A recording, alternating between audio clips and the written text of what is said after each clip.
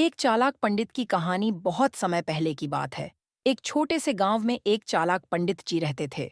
वह बहुत ज्ञानी और बुद्धिमान थे, लेकिन उनका एक बड़ा दोष था।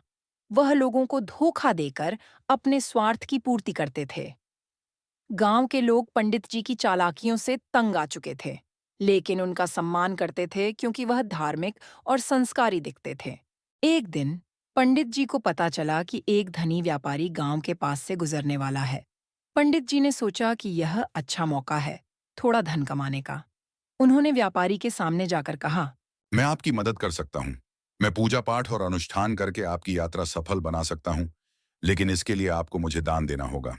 व्यापारी पंडित जी की बातों में आ गया और उसने सोचा कि यह सही समय है धार्मिक कार्य करने का। उसने पंडित जी को बहुत सारा धन और वस्त्र दान कर दिया और पंडित जी ने व्यापारी को आशीर्वाद दिया। कुछ दिनों बाद पंडित जी की चालाकियों की खबर आसपास के गांवों में फैल गई। गांव के कुछ समझदार लोगों ने सोचा कि अब समय आ गया है कि पंडित जी को सबक सिखाया जाए। उन्होंने एक योजना बनाई।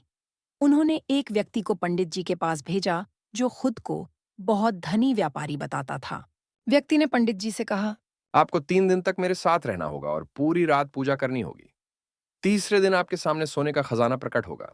पंडित जी को यह सुनकर बेहद खुशी हुई। उन्होंने 3 दिन और 3 रातें पूजा में व्यतीत की, लेकिन जैसे ही तीसरा दिन आया, व्यक्ति अचानक गायब हो गया। पंडित जी को एहसास हुआ कि वह खुद धोखे का शिकार हो गए हैं। इस घटना के बाद पंडित जी ने अपनी चालाकियों से तौबा कर ली। उन्होंने गांव वालों से माफी मांगी और उन्हें सच्चाई और ईमानदारी का महत्व समझाया। इस कहानी से हमें यह सीख मिलती है कि छल और धोखाधड़ी का कोई स्थान नहीं है और जो दूसरों को धोखा देता है, वह स्वयं भी कभी न कभी धोखा खा जाता है।